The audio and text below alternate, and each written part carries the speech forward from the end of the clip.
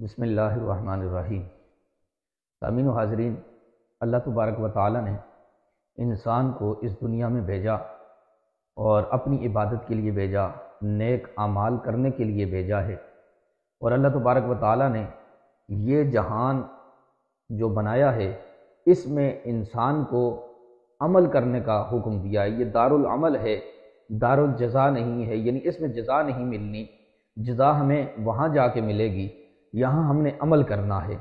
اس کی مثال یوں سمجھ لیں کہ ایک مسافر عصر کے وقت اپنی منزل مقصود کی طرف پیٹھ پھیر کر بھاگ رہا ہے، سورج ڈوب رہا ہے اور یہ مسافر ہر لمحے اپنی منزل سے دور ہو رہا ہے۔ وہ مسافر جو عصر کے وقت اپنی منزل کی طرف پشت کر کے بھاگ رہا ہے، وہ نفع میں ہے یا نقصان میں ہے؟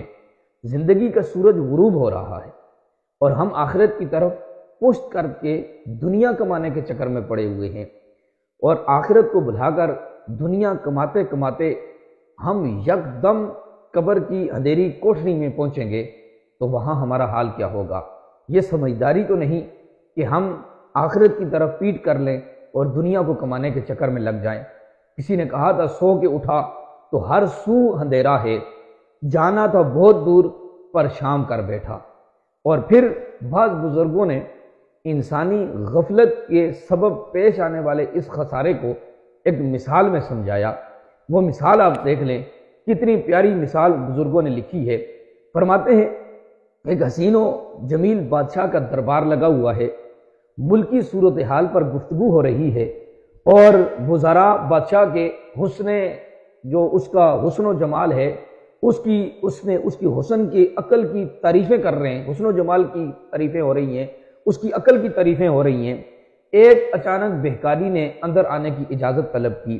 بادشاہ نے بہکاری کو اندر طلب کر لیا۔ جب بہکاری بادشاہ کے پاس پہنچا تو بہکاری نے بادشاہ کو تحفے کے طور پہ ایک آئینہ دیا، شیشہ دیا۔ بادشاہ بہکاری کے اس تحفے سے بڑا خوش ہوا اور اس نے بہکاری سے کہا کہ آج رات عشاء کی نماز سے لے کر فجر تک تمہیں اجازت ہے، تم جتنا چاہے سونا لے لو، میرے خزانے میں سے جو تمہارا دل کرتا ہے تم چاہے اس کو لے لو، عشاء کی نماز سے فجر تک تمہیں اجازت ہے۔ بہکاری بادشاہ کی اس عنایت سے بڑا خوش ہوا، دل ہی دل میں کہنے لگا کہ میں راتوں رات اتنا خزانہ اٹھا لوں گا کہ پھر کسی کے سامنے دست سوال دراز کرنے کی مجھے حاجت نہیں رہے گی، ضرورت نہیں رہے گی، میں اتنا امیر ہو جاؤں گا۔ وہ اس حال میں بادشاہ کے اس محل میں داخل ہوا، اور پھر جب محل کے داخل ہوا تو اس نے محل کی سجاوٹ کو دیکھا۔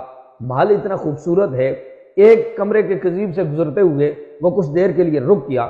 ریشمی پردے ہیں، مخملی فرش ہے اور قیمتی پلنگ ہیں، اعلیٰ قسم کے بستر اس محل میں لگے ہوئے ہیں، اس کمرے میں لگے ہوئے ہیں۔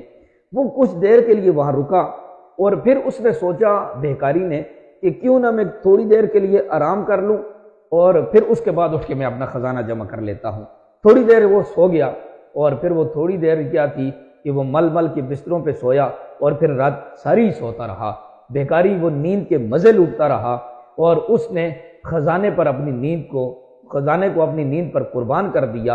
اور پھر جب وہ سویا رہا یہاں تک کہ فجر کی اذانیں ہوئیں اور بادشاہ کے ملازم آئے، انہوں نے اس کو اٹھایا اور کہا کہ تیرا وقت ختم ہو گیا ہے۔ اب وہ چیختا رہا، چلاتا رہا کہ میں نے تو کوئی خزانہ لیا ہی نہیں، میں نے محل میں سے کچھ نہیں لیا، مجھے تھوڑی مہلت دے دو، میں کچھ اٹھا لوں۔ تو وزراء نے کہا کہ تجھے جو وقت دیا تھا بادشاہ نے تو وہ وقت تمہارا ختم ہو گیا ہے، اب تم یہاں سے کچھ نہیں لے کے جا سکتے۔ تو سامعین محترم، یہ انسان کتنا غافل ہے۔ اللہ تبارک و تعالیٰ نے اس کو زندگی دی، زندگی کی بہاریں دی اور پھر اس کو موقع دیا کہ تو نیک عمل کر لے۔ اب بھی اگر یہ نیک عمل نہیں کرتا اور پھر اچانک اس کو موت آ جائے گی تو پھر یہ خسارے میں ہوگا، پھر یہ قبر میں چیخے گا، چلائے گا کہ کاش مجھے کچھ وقت مل جائے اور میں کوئی عمل کر لوں، لیکن پھر عمل کے لیے وقت نہیں ملے گا۔ اللہ تبارک و تعالی ہمیں ان کو سمجھنے کی توفیق عطا فرمائے اور عمل کی توفیق عطا فرمائے۔